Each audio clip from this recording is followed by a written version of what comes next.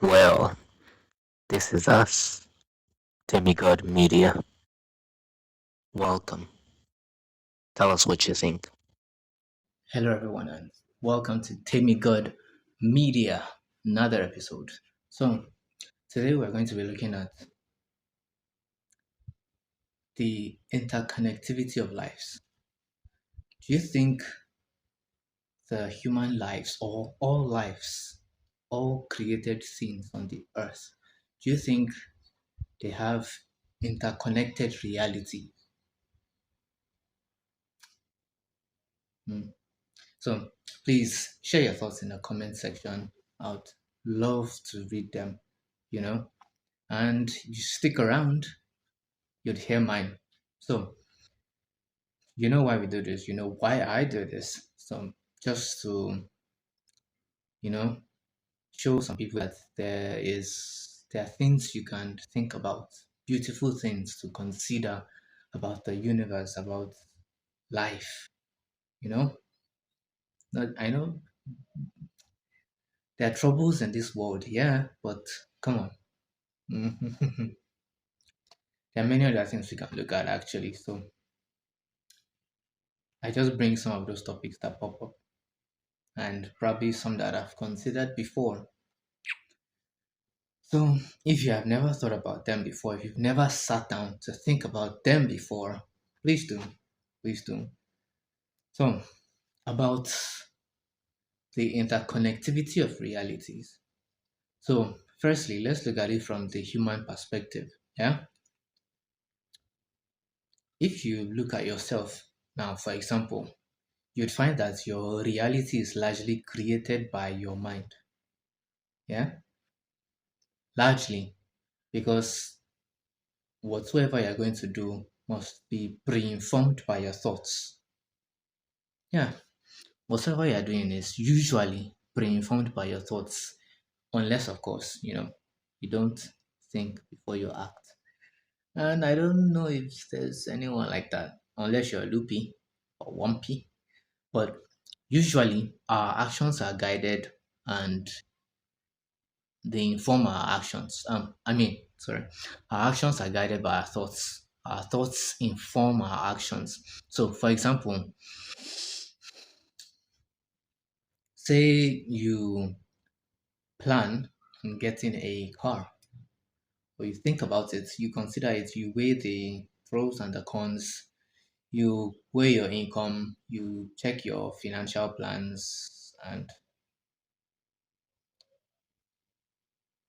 when everything aligns in your mind, you find that you go and purchase a vehicle and it becomes a reality to you. It was simply a thought. At some point, it was just a thought, it was just an idea, but at some point, it becomes reality. But here's the funny part, or here's the part that we can consider. You see that your reality of becoming a car owner can also be shared by other people. Yeah, because once you get your vehicle, you're not going to be the only one that can see it. No, other people can see it, other people can feel it, other people can drive it, other people can use it. So, your reality, something that began from your mind, other people can also experience it. Yeah. So, in other words, you'd find that your reality also becomes another person's reality. And in like manner, you'd see that as long as your thoughts are of certain things or towards certain things, if you have never considered certain things in your thoughts, it it won't be in your reality. It won't be around you. It won't be around you. So let's consider another analogy for the support that lives are interconnected. Say, I sleep late, I wake up late. Tomorrow, I wake up late tomorrow and I'm in a rush. I need to get somewhere. So I get in my vehicle. I'm driving really fast and maybe a bit chaotic, and there's an accident. So the other person now, see, my reality is rush, anxiety, and the accident. But the other fellow who is also involved in the accident also shares my reality. Or say I had a bad day and my mind is clustered or clouded and I go out, an accident. Someone who doesn't have a bad day, who did not have a bad day, who doesn't have a clustered mind, also gets to share my reality, or yes, my reality of having a cloudy mind, clustered and bad day, you know. And if you look at other things, such as settlement, when humans want to settle in certain places, they tend to cut trees. Sadly, you know, they are living things too. Trees are living things. So we take the life of trees, especially when we're settling in a new place, we take the life of trees. So, because we are trying to establish a reality of accommodation or a habitat or a civilization, a new civilization in a new place, we sort of destroy another civilization or another person, another entity's life. I mean, I'm not trying to paint it in a bad way, but well, it is what it is. So we take down the trees, maybe multiple of them, probably a civilization of trees, just to establish ours. So the trees' reality gets affected by our reality, right? And if you look at um, the world in general, I think this might be bold and maybe unfounded, but you'd find that when you think, right? Okay, for example, look at this now. When you have a dream, say you are chased, for those who get chased, or you are running or excited in a dream, a lot of times you wake up with a proportional response to that dream. Even though the dream was basically mental, your body responds to it, meaning your body releases chemicals and hormones that that are adequate to respond to a reality similar to that dream that you have, right? So it means if your body can respond to dreams, your body should be able to respond to thoughts. Yeah. I mean, I know I've had that experience before. Yeah. So your body can respond to thoughts where you think, you create a scenario in your head and immediately you are sad or you are angry. Even though it's a fake scenario, it hasn't happened yet. It's just in your head, right? But your body responds to it. The point is, when your body responds to it, it's there is a dispensation of energy, right? There's an electromagnetic field around you that that dissipates an energy that is synonymous to that thought that you have. Say the thought that you have generates anger, right?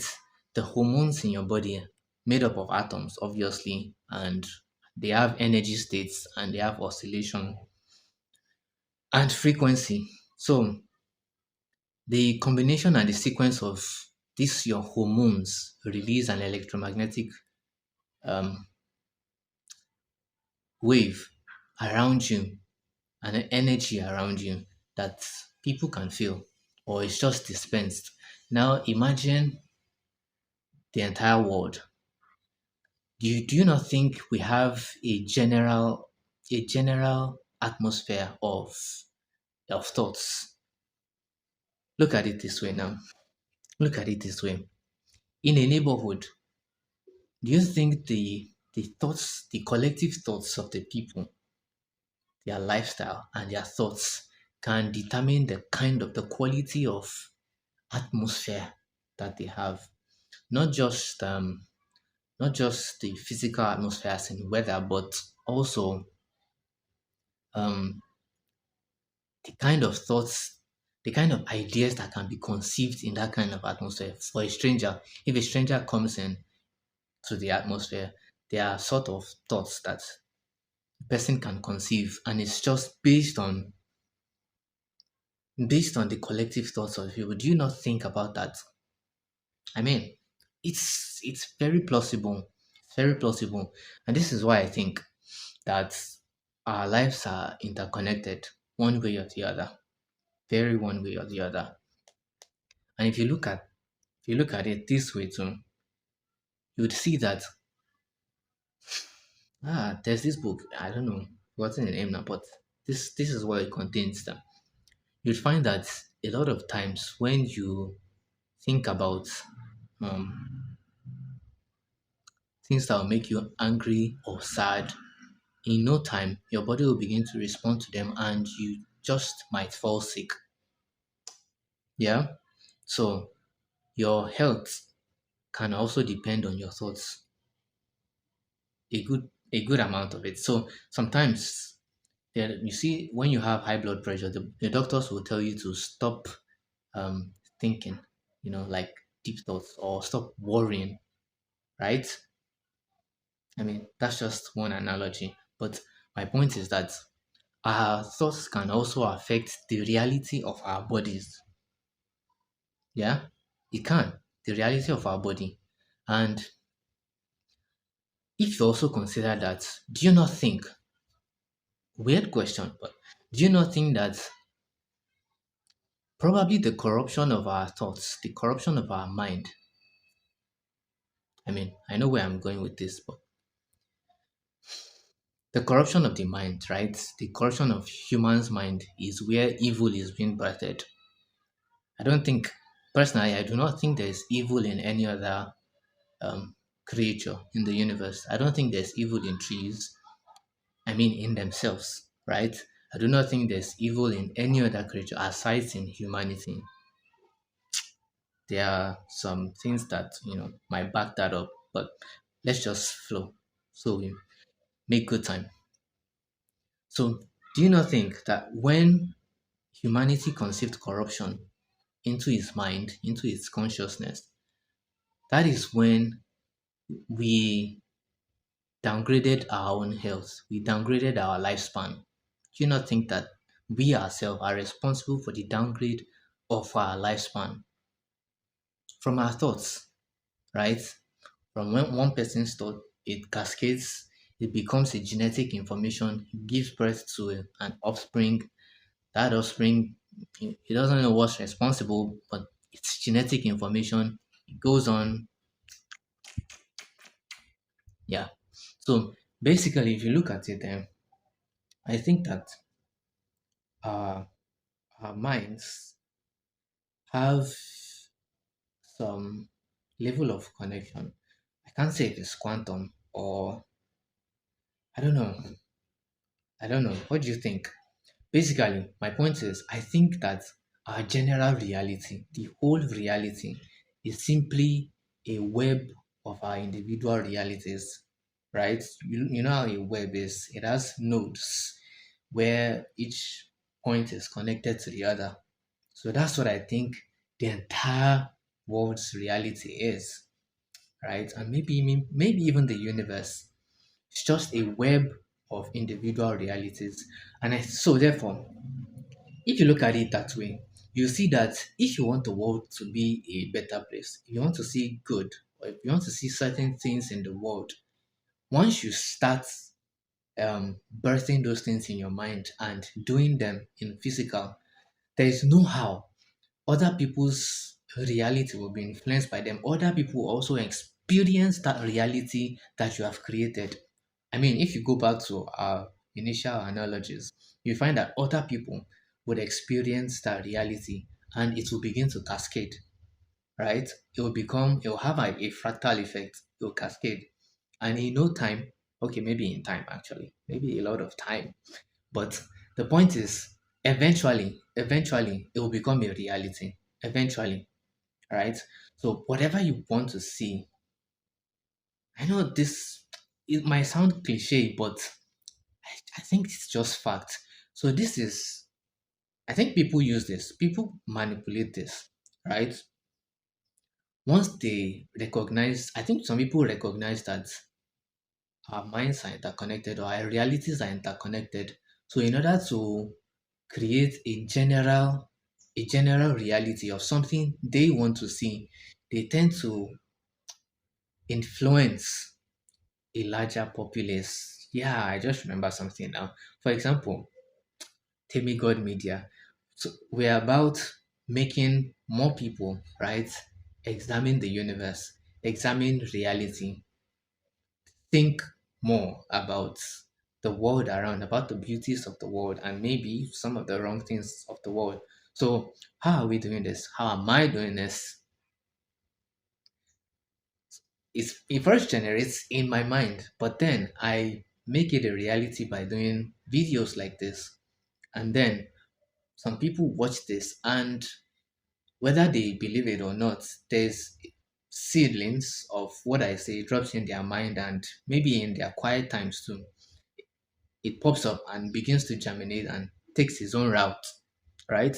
And in time, I won't say in no time. So in time, you find that my reality, my thoughts, my goal, or my intention becomes a reality. So people use this to sort of maybe manipulate people or create realities that they want. So I think that the general world is just a web of realities. Our realities are interconnected, probably via quantum entanglement, but I can't prove that. So, but basically, if we examine how things are going, right, the real life around us, how we relate to people, how we interact with people, you'd find that yes, our realities are interconnected. The reality you create for yourself is experienced by other people, that created by other people, experienced by you, and it cascades like that through the entire world. I'm sweaty, sorry. And basically, the point of this is if we are going to create a better world, I think each and every one of us should um, hmm, have good thoughts. Yeah, have good thoughts. But here's another twist to it. Here's another twist to it. Sorry, this is taking a long time. I do not want to split it into two episodes. Maybe I'll just make this a B. I'll just make this a B. So in the part B, I don't know, it might just be a single string, but in the part B, I'll continue on the little twist to it. Yeah, so cheers. So welcome to the part B. So the thing is, to be able to, generate certain quality of thoughts, you'd find that you need a bit of selflessness. You need to, yeah, you need to have a bit of selflessness, not be selfish, not be greedy. Yeah, if not, I don't think the world will be a better place per se. So you must be able to, or we must be able to generate realities that accommodate the survival and the sustenance of other people and other realities too. Basically, I don't think that requires a part B. So basically, we just need a bit of selflessness, a heart of love, a heart of love. Yeah, if we use that to generate our own reality, in no time it will have its fractal effect and the world will be a better place. So I think that will be all for now for this episode. Wow. If you stay till this time, man, cheers to you. Cheers to you. This is I took about 20 minutes of your time. Thank you. Thank you if you stayed till this time. And please like, share, subscribe. Cheers. Peace. See you on another episode.